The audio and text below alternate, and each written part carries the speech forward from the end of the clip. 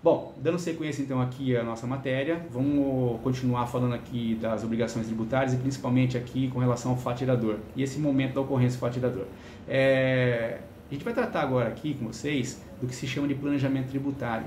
Por quê? Tem toda a relação, por estar previsto no artigo 116, parágrafo único, a incidência então de algumas normas que venham limitar o planejamento tributário.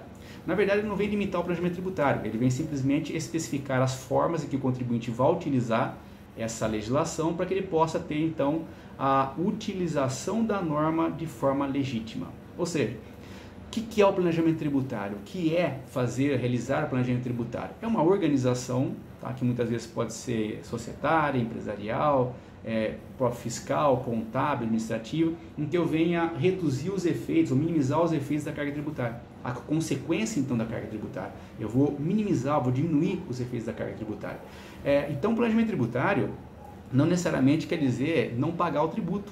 Tá? Eu posso ter sim a não incidência de determinados tributos, como posso também lá postergar o pagamento do tributo, desde que eu tenha essa postergação de forma legítima, de forma legal, utilizando a lei. Então, eu não sou multado, é uma forma de planejamento tributário. Ou diminuir a carga tributária. Às vezes, mudar a empresa de uma limitada para uma SA, dependendo da atividade dela, eu tenho um benefício tributário, consigo reduzir. Às vezes, separar a empresa em duas, para que eu possa ter lá uma trabalhando para a outra, possa ter também uma diminuição da carga tributária. Ou simplesmente não tem incidência tributária, conseguir de forma legal trabalhar com a empresa que ela adquira cada vez mais prejuízos, tá? Mais gastos, e aí naquela divisão que você faz contábil, você consegue verificar então que a empresa não teve lucro. Não teve lucro, ela não paga imposto de renda. Não teve lucro, não paga contribuição social sobre o lucro líquido, tá? Dentro da possibilidade da lei, bem trabalhado, você teria lá um planejamento tributário. Você teria então a minimização da carga tributária, mas de forma legítima, certo? Sempre teve o trabalho dos advogados, principalmente aqueles que trabalham em grandes empresas, que trabalhavam em grandes empresas, de tentar fazer o planejamento tributário como forma de você diminuir a carga tributária. Só que o problema é que muitos dos planejamentos tributários não são planejamentos tributários, são meramente sonegações fiscais, tá? Você cria uma ilusão, cria lá uma situação em que ela não representa ou não realiza aquela concretização, ou melhor, não dá aquela realidade social mesmo, aquela realidade de fato, certo? Por quê? Eu tento montar uma estrutura, mostrar para as pessoas que eu estou tentando fazer um planejamento tributário, quando na verdade eu estou tentando sonegar. Só isso, tá? Que é o fato do que tentar trabalhar com a legislação de uma maneira você criar uma situação que ela não existe. Criar uma situação de venda, criar uma situação de transferência de empresas, quando ela não existe, tá? Isso não é planejamento tributário, isso é sonegação. Só que muitas vezes você faz essas atividades de uma forma que você... como é que eu vou explicar? De uma forma que você utiliza a lei, tá? Você usa a lei do seu lado. E aí por isso veio lá em 2001, né, a Lei Complementar 114, que de início trouxe uma certa problemática com relação à sonomenclatura. Ela foi apelidada então de norma anti-elisão. E aí por se tratar de uma norma anti-elisão, os conceitos básicos de direito tributário relacionados ao planejamento tributário, elisão fiscal e evasão fiscal, tornaram um pouco tormentosos com relação à doutrina. Por quê? Elisão fiscal sempre foi a organização, procedimentos de organização societária, organizações fiscais, para que você minimizasse a carga tributária dentro da lei. Tá? E evasão fiscal é você deixar de pagar o tributo ofendendo a legislação. Tá bom? Então você sempre teve esse conceito. Evasão fiscal é a forma de se organizar para diminuir a carga tributária. E elisão fiscal é a sonegação fiscal, deixar de pagar tributo ofendendo a legislação. O problema é que quando veio a norma anti-elisão, a ideia que era o quê? Como é que eu vou criar uma lei agora que proíbe com que eu faça algo legal, proíbe com que eu utilize a legislação para diminuir a carga tributária? Não existe isso. Como é que eu posso agora não utilizar a lei? Ou seja, mal comparando, eu teria duas leis, uma fixando um tributo de 10%, outra fixando um tributo de 9%. As duas se aplicam ao meu caso. Eu não posso então escolher de 9%, eu tenho que obrigatoriamente escolher de 10%, por quê? Porque se escolher de 9% eu estaria fazendo a elisão, estaria diminuindo a carga tributária, mesmo utilizando a lei, portanto seria ilegal. Nesse ponto, o Rubem Machado no passado, até mesmo reverteu os conceitos, falando que por conta da norma anti-elisão, em 2001, ele escreveu isso em 2002, 2003, por conta da norma anti-elisão, Hoje não se pode mais falar em elisão e evasão conforme era sempre tratado. Eu tenho que tratar então agora o que? Elisão fiscal é a forma ilegal de você diminuir a carga tributária e a evasão fiscal seria a forma legítima. Tá? Mais ou menos seria isso que ele conceituou. Não é isso também. Hoje a gente tem uma posição um pouco mais clara da doutrina, principalmente do Superior Tribunal de Justiça, nesse sentido. Então o que eu tenho aqui? Continua valendo a mesma premissa. Elisão fiscal seria a forma legítima de se organizar para diminuir a carga tributária e a evasão seria a sonegação fiscal. Seria a forma ilegal de eu ter lá a sonegação fiscal, de eu ter lá o não pagamento de tributos. Agora, o que vai diferenciar? O que vai diferenciar é a maneira como eu utilizo essa legislação. Vamos pegar um exemplo na prática. A gente conversou no semestre passado, ou melhor, nesse semestre ainda, a gente conversou sobre a questão da não incidência do ITBI, tá? O imposto, então, transferência de bens intervivos, quando o sócio da pessoa jurídica vai integralizar capital social naquela pessoa jurídica por meio de um bem imóvel. Tá? Então, se eu vou integralizar capital social naquela pessoa jurídica, utilizando um bem imóvel da minha propriedade, essa transferência da pessoa do sócio para a pessoa jurídica, para a sociedade empresária, não teria incidência então de TBI. Há uma configuração, uma transferência onerosa, haveria a possibilidade da cobrança de TBI, mas não há cobrança de tributo justamente por quê? Porque eu estou ali realizando um ato permitido pela Constituição Federal. Portanto, ali eu não cobraria o ITBI. Beleza? Da mesma maneira, na extinção da pessoa jurídica, não necessariamente esse bem tem que voltar para o sócio que integralizou, pode sair esse bem para o outro sócio e eu sairia com o dinheiro, tá? Há uma opção, porque esse bem, uma vez transferido da pessoa jurídica, é dela. Então não pertence mais ao sócio, eu perdi a propriedade desse bem, então não pertence mais a mim. Então numa extinção da pessoa jurídica pode voltar tanto para mim como para o outro sócio, beleza? Da mesma maneira, foi além a Constituição Federal, falando em qualquer operação empresarial, fusão, incorporação, cisão, transformação, onde há incidência de transferência de bens imóveis, também não teria a incidência do TBI. O problema todo é o seguinte, eu posso criar uma pessoa jurídica, colocar um produto no mercado e esse produto no mercado não dá certo. Eu posso criar uma ideia, elaborar uma ideia e esse produto não ter uma aceitação no mercado. O pessoal mais experiente aí vai lembrar da Skol Ice. A Skol Ice era uma cerveja horrível, tá? A Skol lançou a cerveja, mas não vendia. A ideia qual que era? Você pode colocar ela no freezer que ela nunca vai congelar, porque a base dela era cerveja e vodka. Só que era horrível, não tinha como beber aquela cerveja ficava amargando no supermercado, não vendia. Se a Skol tivesse só esse produto, ou como foi o caso numa época do leite, de uma determinada marca de leite, em que colocou lá o ômega 3, era horrível, era uma coisa você tomar um xarope, tomar leite em cima, tomar água em cima, só sentir o gosto do remédio, então era horrível. E se as duas empresas só tivessem esse produto? Ou como é um caso de uma empresa de Marília que eu trabalhei para eles, onde eles fazem, né, portas de aço, janelas venezianas, tudo de aço, e começaram a fazer então de alumínio. Hoje é mais comum você ter, mas no passado quando eles lançaram não era comum. E sempre teve aquela ideia, eu prefiro aço e não alumínio. Só que eles investiram um dinheiro tão grande naquela empresa para começar a trabalhar com alumínio, que eles não podiam mais fechar aquela parte. Eles tinham que continuar bancando o prejuízo que estavam tendo, até um dia o brasileiro começar a comprar o alumínio como compra hoje, certo? Até lá eles tiveram que amargar prejuízo, beleza? Agora, e se as três empresas não tivessem outros produtos? Quebrariam, fechariam. Então a empresa abriu, colocou um produto no mercado, não conseguiu vender, fechou as portas. Eu tinha um sócio que entrou com bem imóvel, o outro que entrou com dinheiro, extingue-se a sociedade, cada um então sai com aquilo que entrou de patrimônio. Pode ser tanto o dinheiro como pode ser o bem imóvel. Na entrada do bem imóvel como na saída do bem imóvel não há incidência então desse tributo. O que acontece? Nessa situação em que eu tenho a utilização da Constituição, eu tenho a utilização da própria Constituição ou da lei que me permite o direito de transferir bens imóveis para uma pessoa jurídica para compor o seu capital social sem a cobrança então desses tributos. Ou seja, eu não estou nem utilizando a lei, eu estou utilizando a própria Constituição. Há alguma coisa de irregular nisso, de ilegal nisso? A pintura que eu vejo de início, eu não tenho nenhuma irregularidade. Eu estou mostrando um quadro para vocês aqui, uma pintura para vocês que não tem praticamente nenhuma irregularidade. A empresa abriu as portas, não conseguiu trabalhar no mercado porque o seu produto não era um produto viável e acabou fechando as portas. Tá? Isso é muito comum. Tá? É muito comum a empresa colocar um produto no mercado e acabar não conseguindo vender esse produto. E aí ela investiu um capital grande para começar a trabalhar e não conseguiu se manter. Fecha as portas, tá bom? Agora, há a possibilidade também de utilizar essa mesma situação como uma situação fraudulenta.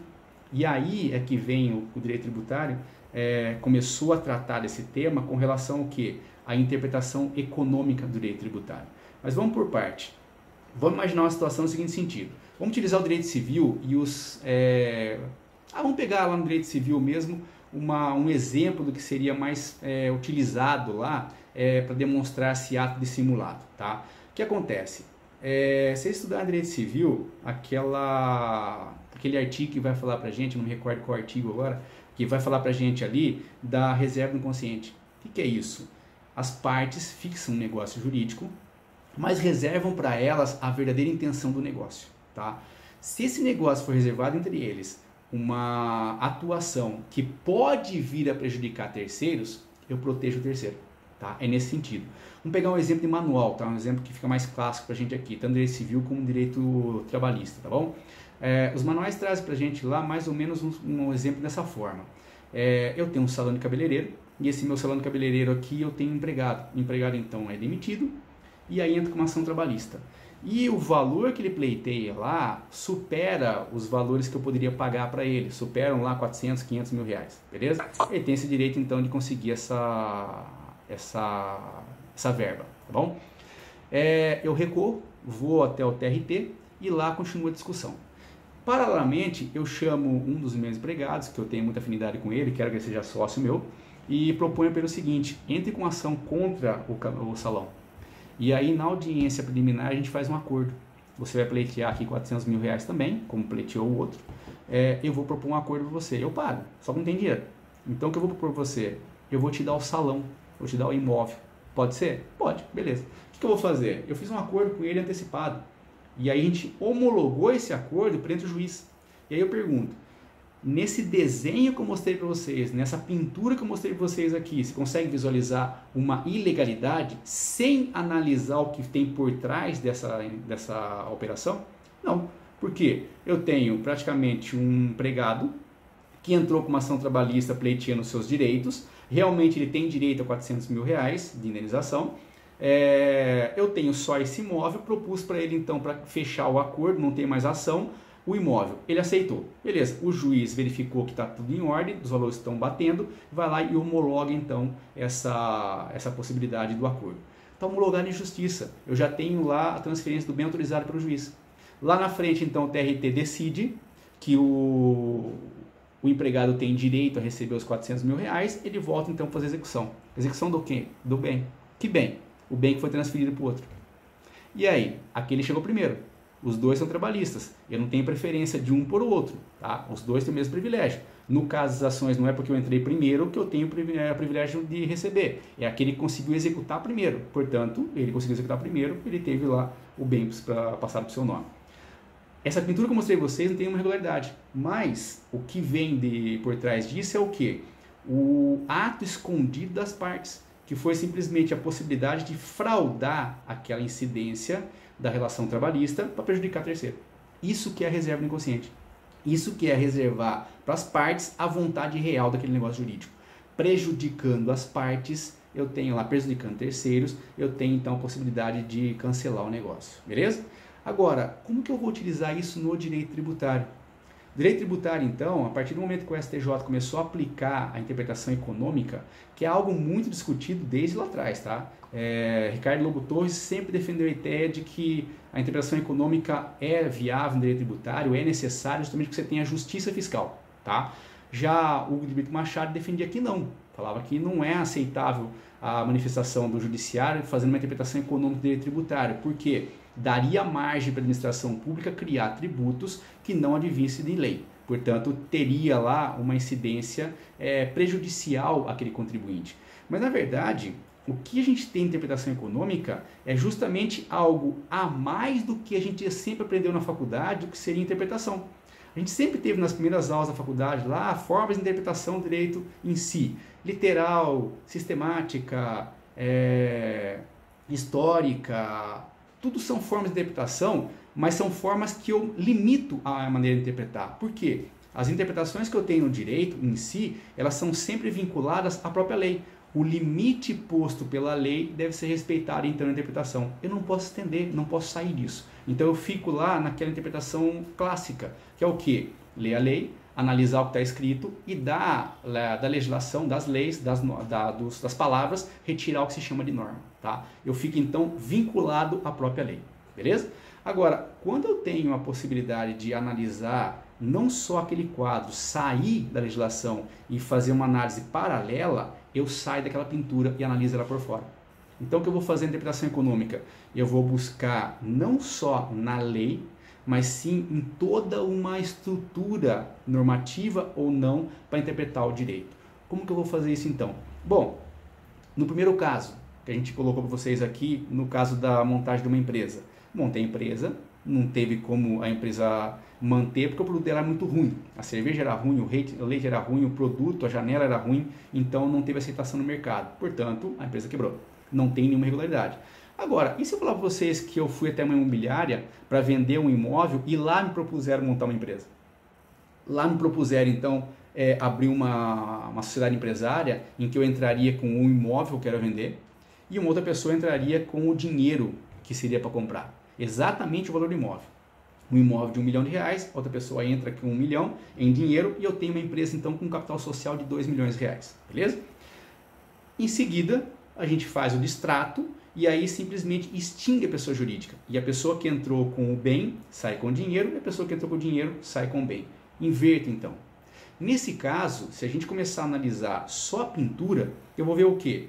A constituição de uma pessoa jurídica e a extinção da pessoa jurídica. Conforme a legislação, fiz lá o seu registro do contrato social na junta comercial, fiz o distrato na própria junta comercial, transferi o bem após ser feito a constituição da pessoa jurídica, transferi para outra pessoa após a extinção da pessoa jurídica, tudo isso dentro da lei, conforme autorizado pela legislação tributária ou legislação empresarial ou civilista, certo?